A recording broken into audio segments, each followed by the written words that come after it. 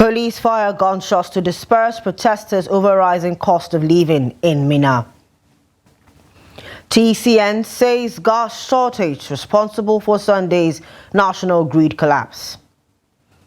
Kano poultry farmers shut down operations over rising cost of production. And on the foreign scene, for Senegal, political stakeholders remain divided over postponement of presidential election.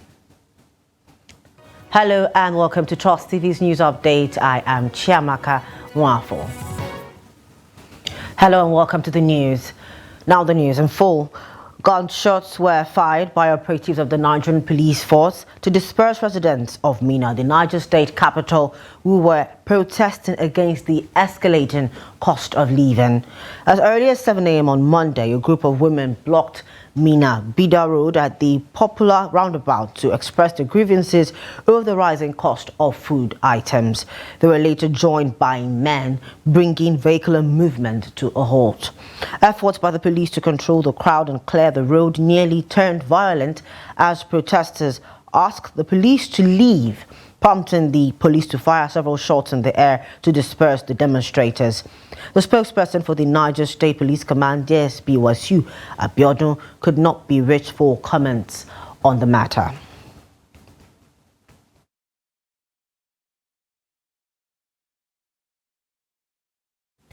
In a tragic accident, a 300-level student of Adekunle Ajasin University in Ondo State was discovered dead in her room situated outside the university campus.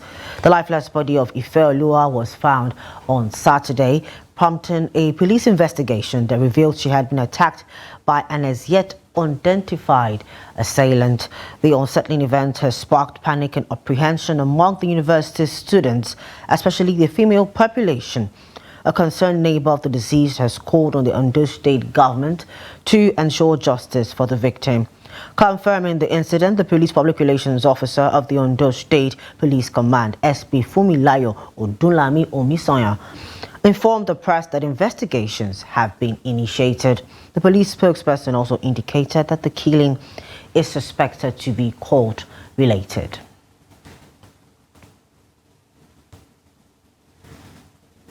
Residents and youth of Riga Chicken community in the Gabi local government area of Kaduna State protested on Sunday against security agents' killing of a trader in the community.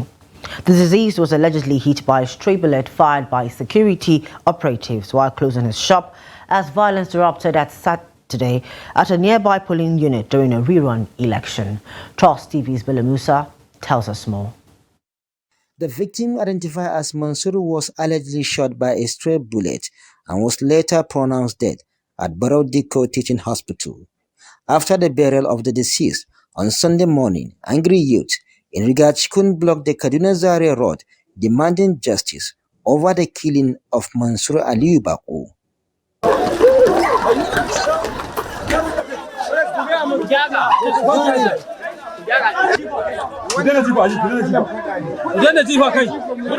Maruf Abdurrahman is an eyewitness who alleged that it was security operatives at the venue that fired the shot to disperse the crowd. Around 4 p.m. we are there.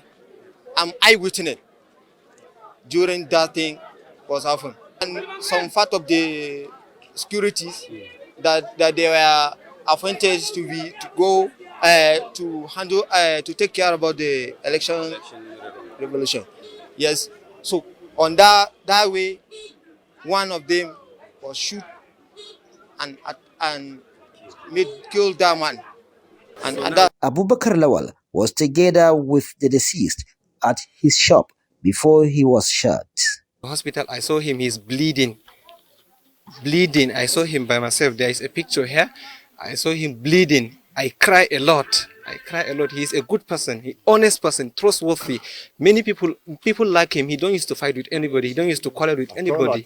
He don't even used to engage himself into politics. Zulay Abdullahi could not hold back her tears as she demands justice over the death of her son. I spoke with him on the phone, informing him about the wedding in the family. and he promised to send his contribution. I told him I would come and see him, then the news of his sudden death came to me. The doctors at the hospital did everything to save his life, but it was too late and he gave up. Leaving her with one daughter, Mansur's wife, Sepia Usman, is traumatized after the killing of her husband.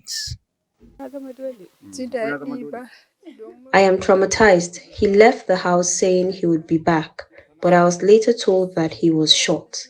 The next thing I saw was his lifeless body. We need justice, and because we won't forgive whoever killed him, God will avenge for us. He was very patient. Contacted via phone, the State Police Command Public Relations Officer ASP Mansur Hassan confirmed the incident but said the Commissioner of Police Audi Ali Dabigi had ordered an immediate investigation into the incident. Bella Musa, Trust TV News Kaduna. We now go to Plateau State, where amidst the aftermath of recent crisis in Jos, victims are making a heartfelt appeal to the Bauchi State government for acceptance and resettlement as permanent residents. Having escaped the turmoil that unfolded in Mangu and Bokkos, these displaced individuals expressed their plea while gratefully receiving relief materials distributed by the state government aimed at alleviating their hardships. Trust TV's Adamu Imam files on the report. Remaining in anguish, hundreds of victims from the carnage in Mangu and Bokkos have sought refuge in communities in neighboring Bauchi, where they have been integrated as internally displaced persons. Malam Ibrahim Abdullahi, a leader from Mangu, shares the harrowing experiences of over 100 individuals who fled their homes. Narrating their ordeal, Aisha and Fa explain how they found solace in communities such as Birshin Fulani and Marabal Liman Katagum in Bauchi State. We are honestly appealing to be allowed to stay here as residents without further delay. The Plateau State government has not offered condolence since we fled our homes to Bauchi. Therefore, we extend our profound gratitude to the people of Bauchi and the Commissioner. Please convey our appreciation to Governor Bala Muhammad. May Allah reward him and grant him more courage for providing assistance to us.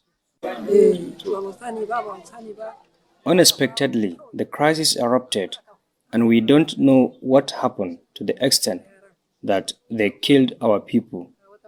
We ran helter-skelter. Our neighbors are unaware of the whereabouts of his two wives, and I too have 3 children, and their father also died. The displaced persons convey their gratitude for the assorted food and relief materials distributed by Hajia Hajarawanka, the commissioner in charge of the State Ministry of Humanitarian Affairs and Disaster Management.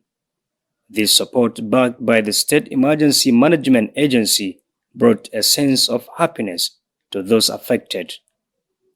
Simultaneously, a community leader who played a crucial role in integrating them expressed thanks to the state government for its assistance to the internally displaced persons in his area. While appreciating the support received, he appealed for additional aid to further alleviate their challenges faced by the displaced community.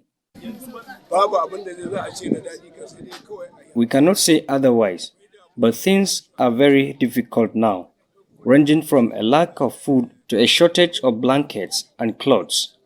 At that time, only one cloth was available. Now that the government has promptly come to see them and brought relief materials, we are short of words. We express immense gratitude to God Almighty and Bauchi State Governor for this generous gesture. The federal government has recently issued instructions to security agents urging them to identify and apprehend the perpetrators of the recent crisis in Jos. The directive emphasizes the need for thorough investigations and subsequent legal actions against those responsible for the arrests. Adami Imam, Trust TV News, Bauchi. In the ongoing struggle to shield the people of Imo State, particularly those in Owerri West local government area, from the grip of insecurity, the police in the state are joining forces with the management of the Federal University of Technology, Owerri, to tackle the prevailing menace. Ajibade Praise has more. The police leadership arrived the university's Senate building to a warm welcome by the Vice-Chancellor, Professor Nena Oti, and other administrative officials. Detailing the purpose of their visit, CP Aboki recounted the unsettling discovery in Thick Forest where lifeless bodies of suspected kidnapped victims were found. This forest, part of Futo's untouched lands, had transformed into a heaven for dangerous criminals, a situation Aboki vowed to eradicate through intensive patrols. We came on challenge the university and the environment and the host community. We have discussed with the Vice Chancellor. She promised to assist us with logistics so that we'll be able to patrol the community. That is the host community. But in terms of the university, there is perfect peace. We don't have a problem with the university. Our problem is outside the university. That is the road and the host community. Professor Oti emphasized the paramount need to ensure the safety and security of the university's host communities, pledging full cooperation with the police and providing the necessary support. I'm very happy, very, very happy by the visit of the current CP Imo State, CP Ganji, with his team. It's very reassuring that the security challenges or insecurity challenges in this environment is being confronted head on. And working together with their cooperation and with our cooperation going forward, we expect to see significant, drastic reduction in these ugly incidences. Thank you. With kidnapping cases escalating in Imo State, many residents now live in fear as the perpetrators remain at large. There is hope that the collaborative strategies will yield the desired results, either leading to their arrest or complete expulsion from the state.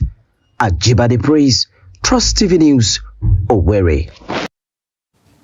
The transmission company of Niger has clarified that the partial grid disturbance experienced on Sunday was as a result of gas constraints at its Ibom power island feeding Eket, Ekim, Itu and Uyo transmission substations.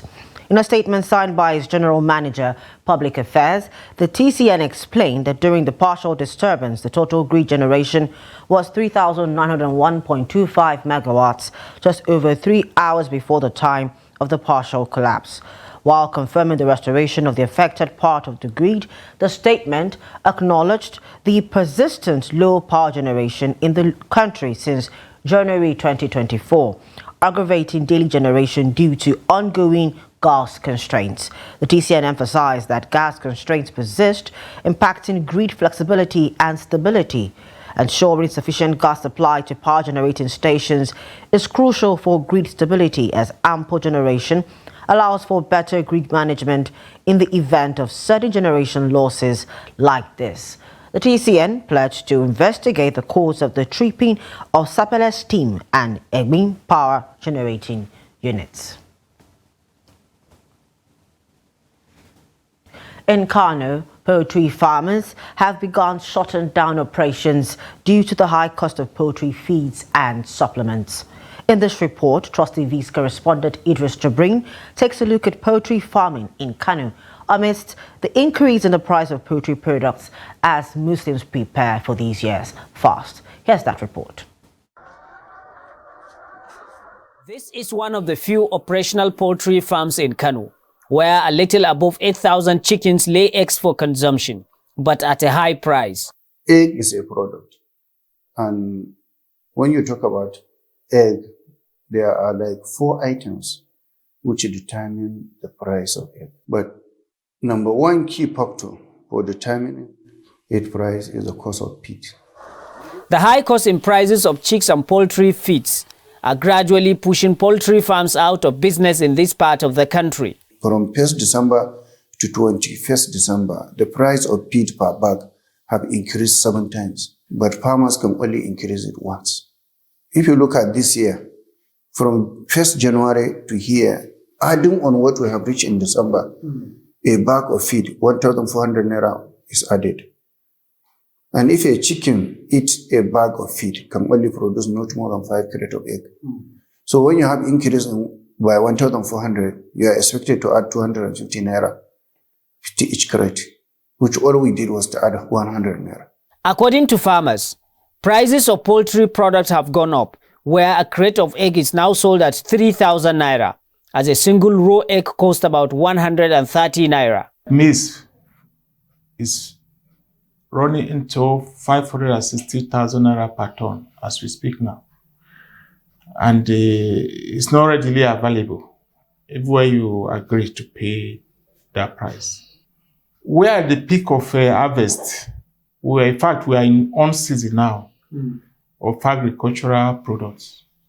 But unfortunately, the prices, they are so high and they are not affordable. They are not friendly to the poultry farmers. High cost of maize, soya, and other additives are believed to be responsible for high increase in the price of eggs. Other factors include foreign exchange, which these farmers say is making it almost impossible for them to remain in business. However, poultry farmers say if the government will subsidize the cost at which they buy poultry feeds and supplement, the price of eggs will drastically reduce. If government didn't do anything to bring in maize or to subsidize for the farmers or to give some grant, more farms are going to close. Any farmer is praying so that this maize will go down. The moment government intervened, last year we had a short of 400,000 metric tons of maize. All what government need, bring this maize, subsidize to the farmers. We are home and dry. And the reason for that is just because of the massive exportation of the commodity out of the country. Even like the sorghum and the maize, the grains, the cereal grains generally, they are also finding their way through export out of this country, particularly through the northern border into Niger and maybe the surrounding African countries. While the price of chickens and eggs continue to skyrocket, there are growing concerns that it may worsen in the weeks, especially as demand surge ahead of the Ramadan fast in March this year. Idris Jubrin, Trust TV News, Kano. You're watching Trust TV's news update at this hour. Coming up ahead. Residents call for price control on pharmaceutical products. More of this when we return. Please do stay with us. Are you drawing any lesson as what went wrong? Why is it that we can't maintain those kind of ventures for a long time? I think a lot of lessons have been learned from that, and that has also informed our decision of ensuring that we bring modern techniques into the whole thing. We are not one of the richest, but in terms of development, we are catching up with the developed states in the country. And I want to ensure by end of 8 years, if we are not one of the 2 best, we should be ranked among the 5 best states in the country in terms of turnaround development in our state. I'm talking nationally. Yes. Members of your party are working at cross variance. You have Wike, who is still in the PDP, taking up post in an APC government. If you are talking about Wike in PDP taking an appointment with APC government, I think it has not started with Wike. This started since the coming of this democracy in 1999. A lot of APP, ANPP, CPC members in the past have taken appointment in the government that invited them to come and serve, because I think at the moment we're not talking about election, we are talking about governance and national unity.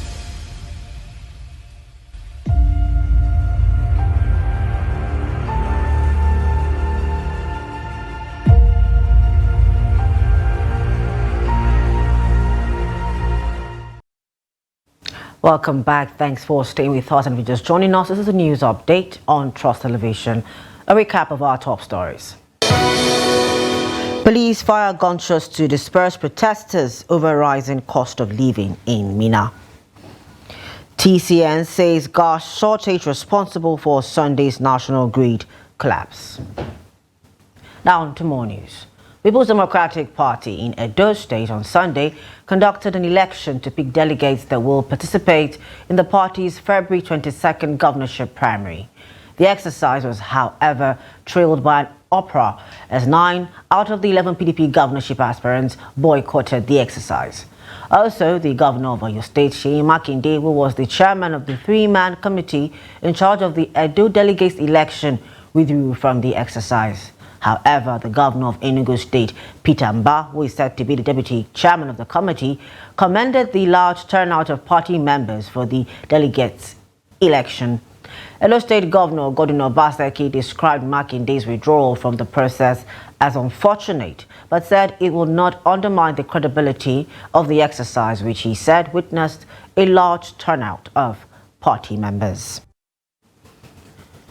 In Delta State, residents of Asaba, the state capital, have raised concerns about the escalating cost of essential drugs. They argue that local drug production would not only lower prices, but also enhance accessibility. A cross-section of residents have expressed distress over the soaring foreign exchange rates, noting that this trend is pushing the cost of drugs and medical supplies beyond the means of the average citizen. Jonathan Awai reports. Due to the worsening economic conditions in Nigeria, residents said they are unable to afford pharmaceutical products, particularly for patients treating life-threatening diseases such as diabetes. Because the drugs that they are prescribing for people today, those that you buy for 3,500 naira, you go to the pharmacies or to the chemist, you see them now 15,000, 20-something thousand. It is not a good time to be sick in Nigeria. And to even make the matter worse, must we import everything? Drugs are being imported in Nigeria. They say what they are using. Nigeria is blessed and endowed with a lot of things. We have our herbs. I think if I may able give it's time to go back to our herbal medicines and all that. But Nigerians should look at how they can invest on our pharmaceutical companies, how they can do more research so that some of these drugs and everything can be produced right here in Nigeria. What can look into, because the hike up in prices is affecting a lot of things in this country. Common man cannot even afford drugs to treat his or herself. So, to me, you can convey the message, let governments look at what to do about it so that things can all go well for the common man. Many have argued that while the country continues to worry over shortage of local investors and high cost of imported drugs, few surviving manufacturers are shutting down. However, some health workers who spoke off camera blamed the rise in the price of drugs on the depreciation of the naira and the exit of foreign pharmaceutical companies like GSK in Nigeria. Jonathan Awaye, Trust TV News, Asaba. And away from Nigeria, the decision to postpone the presidential elections in Senegal was well received by the former ruling Democratic Party, whose presidential candidate is Karim Wade. Wade's supporters were seen celebrating the postponement of the February 25th presidential election by President Macky Sall. The decision follows, among other things, the dispute between their candidate and the Constitutional Council, accused of corruption by the former ruling party. Several opposition figures rejected President Macky Sall's decision to postpone the election, with at least 2 of the 20 presidential candidates saying they would proceed with their campaign, scheduled to kick off on Sunday. Sall's tenure is scheduled to end on April the 2nd. Senegal's electoral code requires 80 days notice of an election, meaning the earliest a new vote could take place is the last week of April. West Africa's regional bloc on Sunday called for dialogue to resolve the political crisis. We welcome this decision because it renders us justice. This decision by the President of the Republic to postpone the elections is good because these elections could not be organized without Brother Abdul Karim Sawade, who is the only viable, reliable alternative for the emergence of this country. It's really sad that a few hours before the campaign, a person, in this case Mr. Macky Sall, who in 30 or 40 days will no longer be president of the republic, should make a decision for the people. I don't think this is appropriate. What he has just done could set a dangerous precedent for Senegal, and I think it's time he stopped. Now it's high time for all the nations, driving forces, civil society, and everyone else to rally around the essentials, because if this travesty goes through, I don't think Senegal deserves to be called a constitutional state. This postponement is unconstitutional coup d'etat. On that note, we call on the Senegalese people to stand up to fight this issue, because we considered it to be a state banditry. The question now is, what will happen to Macky Sall's presidency beyond April 3rd? Will he respect what the constitution says? Everyone is waiting for the president's decision. And in sports, MetLife Stadium in New Jersey will host the 2026 World Cup final on 19th July, while Azteca Stadium in Mexico City will stage the opening group game on 11th June. MetLife Stadium, home to American football teams the New York Giants and New York Jets, is based in New Jersey's East Rutherford and can hold 82,500 fans. It was one of the host stadiums for the 1994 World Cup. Mexico is one of 3 countries co-hosting the expanded 48-team tournament, along with USA and Canada, which will last a record 39 days. They have hosted 2 World Cups in 1970 and 1986, while the US hosted in 1994. Canada are first-time hosts, and their opening game is in Toronto on 12th June. The United States will play the opening match at SoFi Stadium in Los Angeles, also on 12th June. The draw for the World Cup is expected to take place towards the end of 2025. The tournament will last 10 more days than the 2022 edition in Qatar. In total, 16 cities have been chosen, including Monterrey and Guadalajara in Mexico and Vancouver in Canada. The new format will feature 12 4-team groups and the last 32 knockout round for the first time. And with that, we've come to the end of the news at this hour. Don't forget to follow us on our social media platforms for more news, programs, and documentary. I am Chiamaka Wanfo. Thank you for watching.